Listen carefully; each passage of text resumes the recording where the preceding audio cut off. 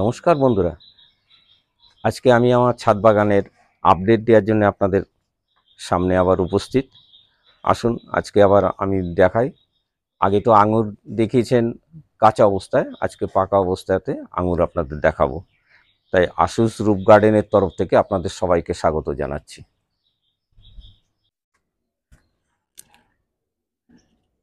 আঙুর এখন তো ব্যাগিং করা রয়েছে, এবার আনব্যাগিং করব আমি। দেখুন আঙুরের কি অবস্থা,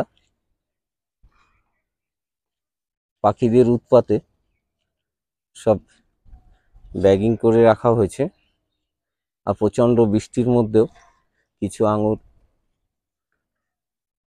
দেখতে পাচ্ছেন বন্ধু, এই যে কিছু আঙুর দেখুন এভাবে কিছু নষ্টও হয়, প্রচণ্ড বৃষ্টির জন্য এটা হয়েছে। দেখে নিন আঙুর ছোট বড় নানা থোকাতে আছে, এটাও দেখা যাচ্ছে। দেখুন আর একটা খুলছি,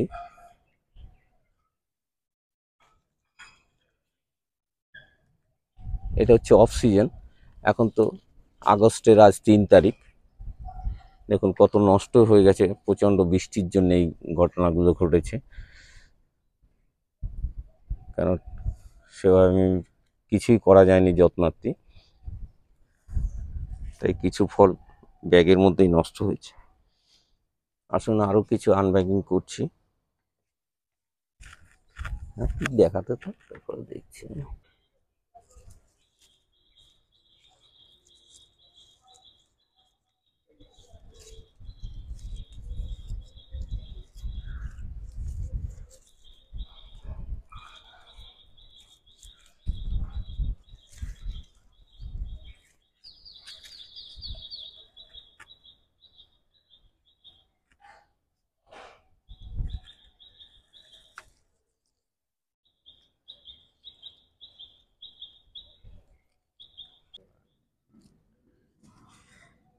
বন্ধুরা, আপনারা দেখতে পাচ্ছেন আঙুরের কি কন্ডিশন।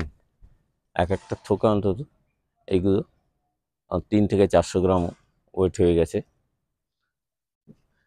আর কালার আসতে শুরু করেছে, পুরোপুরি এসে পারেনি। কিছু আঙুর অতি বৃষ্টির জন্যে ব্যাগটাও ভিজে যাওয়াতে নষ্ট হয়েছে। তা সত্ত্বেও দেখুন কত সুন্দর মনে হচ্ছে, নিজের গাছের আঙুর গাছের নিচে দাঁড়িয়ে আছি, এবং তাও ছাদে। আপনি বলুন, আপনারাও চেষ্টা করলে নিশ্চয়ই হবে।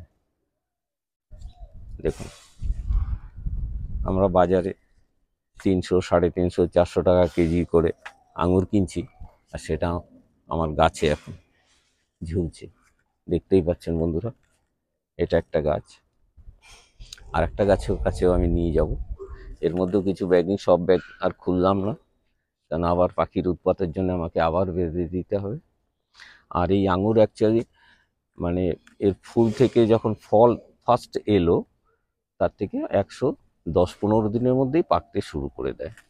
আপনি 20 দিনের মধ্যে হারভেস্ট করেই নিতে হয়, খুব বেশি দিন নয়। এবার আমি ধরুন এটা হারভেস্ট করবো আজকে, হয়তো কিছু এই হারভেস্ট করার পরে নেক্সট আবার আপনি যখন প্রুনিং হবে, অ্যাকচুয়ালি ফ্রুট প্রুনিং হবে সেই জানুয়ারি মাসে, অথবা জানুয়ারির 15 তারিখ বা ফার্স্টের দিকে, সেই সময় আমরা করব প্রুনিং। তখন দেখা যাবে আবার ফেব্রুয়ারি মাস থেকে আবার ফল আসবে, আর একবার আসবে। এই একটা, এটা বছরে একবারই হয়। আর এটা যেটা দেখাচ্ছিলাম, এটা দুবার হয়।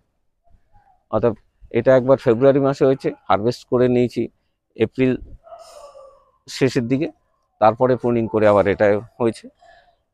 এখন এটাকে হারভেস্ট করব। আর এটা ফ্লেম, এটা একবারই হয়, রেড ফ্লেম। এটা একবার হয়েছিল সিজনে, ওই ফেব্রুয়ারি মাসে শুরু করে। আর নেক্সট আবার আরেকটা দেখাচ্ছি আপনাকে, ওই একই আগের যে প্রজাতিটা, একই প্রজাতি রেড গ্লো, ওটাই আবার আপনাকে আনব্যাগিং করছি।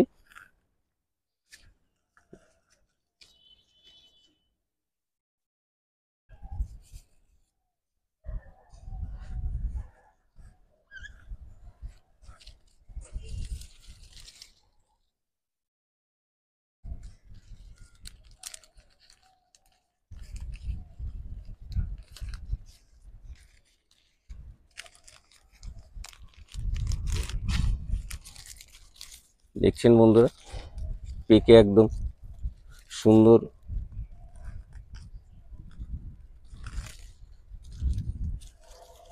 ছোট ছোট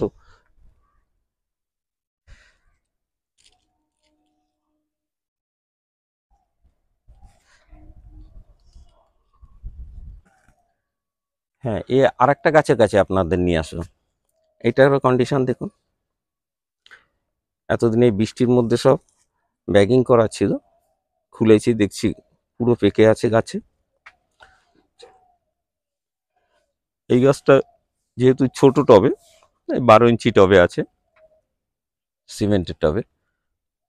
এখানেও দেখুন আরেকটা বড়, আমি সেদিন একটা তুলে নিয়েছি কাল পরশু দিন, বৃষ্টির মধ্যে দেখি পাখিতে সেটা খাচ্ছিল।